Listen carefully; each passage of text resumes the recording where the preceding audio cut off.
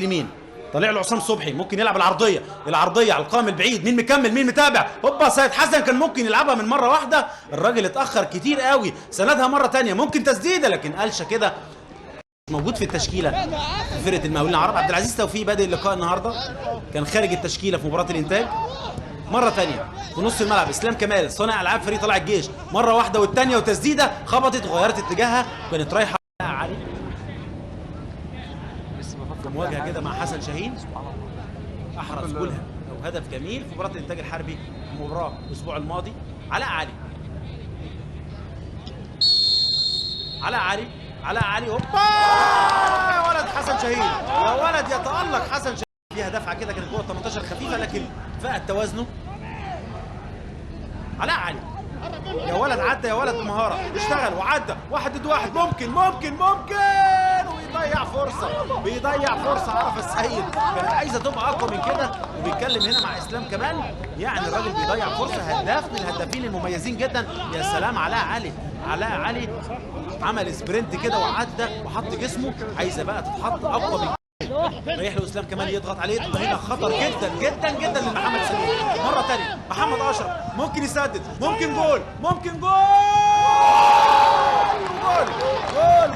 قدم بهدف في الدقيقه 14. بصوا يا جماعه لو بانت من الاول كمان هيبان لنا الخطا هنا من محمد سمير، وسع لنفسه كويس قوي محمد اشرف وحطها بوش رجليه في الزاويه البعيده على يمين حسن شاهين، ما عملهاش حاجه الراجل، راحت تخبط في القائم كده اليمين وغيرت اتجاهها ودخلت في الجول. جول لطلائع الجيش في الدقيقه 14. مره ثانيه ادي مره ثانيه عماد السيد، فتره في ناشئين نادي الزمالك من المميزين جدا عماد السيد، مره ثانيه وتسديده عرف السيد. بقول لكم الهدف هنا اداهم كده يعني معنويات عاليه قوي، طبعا تفرق كمان ضربه الجزاء. شعبان مره ثانيه من لمسه واحده، ابو شعيشه البينيه الحلوه ضربه جزاء ادي مره ثانيه البينيه، الراجل محمود حمدي كان مغطي التسلل. ادي عماد السيد الراجل كده فاتح له الزاويه اليمين، ممكن يكون بقى فكر الحارس عماد السيد، هوبا في نص الجول جول هدف التعادل جدا مع فرقه طلائع الجيش. لكن هنا قلشت من على وش رجليه، عليت قوي وصلت لغايه حدود 18. عمر جمال تسديده لكن عبد العزيز توفيق وش رجليه الخارجي اي حاجه، وبدا كده رتم اداء طلائع الجيش بدا يبقى فيه لمسه واحده. ابو شعيشه تمريره مش مظبوطه، روح ناحيه الشمال، عاصم صلاح واحد ضد واحد، اسلام كمال حلوه ممكن يلعب العرضيه حلوه، مين مكمل مين متابع؟ يا سلام رامي تسديده لكن الراجل جسمه مش معدول، يلعبها كده وهو على الطاير مش تطلع بره ال 18 لعمر جمال. العرضيه برجليه الشمال تعدي الناحيه الثانيه، ممكن يبقى فيها خطوره. سيد حسن هيلعب عرضيه ولا ايه؟ على القائم البعيد مش ممكن عمر جمال كانت لازم تتلعب. عمر جمال ممكن يلعب البينيه من بدري، حلوه هوبا حلوه وتألق كبير جدا من عاصم صلاح،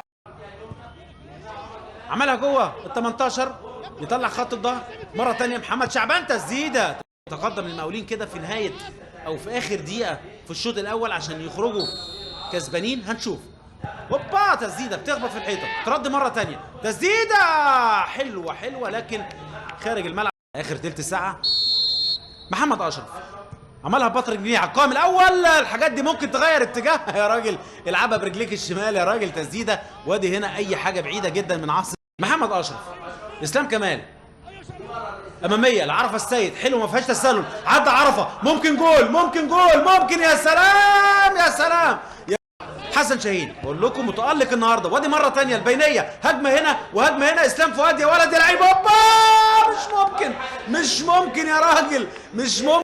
عرب مره ليه اقرب، طلائع الجيش مره ليه اقرب، وهنا تسلل ادى ايه حكم اللقاء والمساعد وما فيهاش حاجه. اسلام فؤاد يا راجل بتعمل ايه؟ مش ممكن ردت الناحيه الثانيه لاسلام دي طبعا الاولانيه، ده في واحده ثانيه للانفراد يعني حدث ولا حرج. لكن برافو عماد السيد مرتين ورا بعض كده بينقذ مرماه. راجل موفق جدا جدا عماد السيد، وبيقول للاعيبته خلي بالكم التالتة ثابته. الراجل هنا بصوا انفرد يا جماعه، ممكن يرقص الجول وممكن يعمل كل حاجه في الكوره، يعني بينقذ مرمى عماد السيد. برافو عماد السيد. مش ممكن يا جماعه. بصوا يا جماعه الجول مفتوح، سهل يرقص الجول وسهل يقومه وينيمه ويقعده ويعمل كل حاجه. اول ما الكره طلعت وجهه نظري الشخصيه فيها تسلل. مره ثانيه عاصم صلاح بيلعبها اماميه مره ثانيه خارج حدود 18، ممكن فيها خطوره. مش لعبها برجليه الشمال، حطها بسن الجزمه، بتبقى صعبه جدا وبتبقى مفاجاه للحارس. بصوا يا جماعه الراجل قلنا هيلعبها لبره، حطها بسن الجزمه في الزاويه البعيده. لو جوه هل بقى رامي ولا شريف اشرف؟ شريف اشرف حطها حلوه بتمر بجوار القائم. لسه بقول لكم مميز جدا جدا شريف اشرف. هارد لك يا ابني. حطها، كان دايما بيحطها من فوق الحيطه، المره دي حطها في الزاويه اللي واقف فيها الجول بجوار الملعب. محمد اشرف بيفتح الملعب ناحيه الشمال، احمد عيد، حسن يوسف. يا سلام يا ولد العيب، حلوه يا ابني. وهارد لك، ما اقدرش اقول لك غير هارد لك. الراجل موه وعدى وحطها ببطن رجليه، يعني اقول ايه مكانها الجول. حسن يوسف حطها. بصوا يا جماعه التمويهه دي، الراجل رقص وثبت المدافع وحطها ببطن رجليه في الزاويه البعيده، يعني كانت ناقصه بس سنتيمترات وتبقى في الجول. حلوه ناشي من ناشئين نادي الزمالك ولا ايه؟ حطها بوش رجليه، هوبا، قويه جدا يعني مش ممكن. رامي عادل بيحط ايه طلقه. بصوا يا جماعه من مسافه بعيده رايحه ايه، الراجل بيلمسها بيتفرج عليها، لو لمسها مشكله. رامي عادل حط وش رجليه، واحد ضد واحد. عاصم صلاح يقف على كورته، يرجع مره ثانيه. محمد اشرف تسديده المره دي بقى ضعيفه كده سهله تروح في ايد حسن شاهين. وقت خطر جدا الفريقين في اخر 14 دقيقه. حسن يوسف ببطن رجليه، احمد عيد بكعب رجليه مره ثانيه، علاء علي لعيد على حدود خط 18. تسديده قويه لكن في نص الجول. احمد عيد تسديده تروح كده في ايد حسن شاهين حارس المرمى. نفسه تمشي معاه الكوره، احمد عيد يقف على الكوره، كان ممكن يلعب العرضيه. احمد عيد يا راجل هتعدي منين؟ مشيت معاه الكوره، هوبا طمع فيها، جول. هدف تاني. مين؟ حسن يوسف ولا مين؟ مش ممكن. هدف تاني في الدقيقه 43. هل بقى احمد حسن يوسف لعيب كويس قوي. احمد عيد هنا غرب الراجل في سنتيمتر، لعبها بالعرض، اتردت لحسن يوسف اللي حطها ببطن رجليه وتروح في الجول في الزاويه الضيقه ويحرز هدف ثاني. حسن يوسف الراجل جاب جول حطها ببطن رجليه. ده شويه هنا فلسفوا فيها شويه وممكن يبقى فيها خطوره، تاخر فيها كتير الغنام. يلعبها ناحيه اليمين مره ثانيه. كريم مصطفى يا راجل لسه فيها خطوره. مش ممكن تغير شكل المباراه لصالح المقاولين العرب. نفس الكلام برضو طلائع الجيش اضاع فرص كتيره، كان ممكن النتيجه تكتر وتبقى اكتر من كده.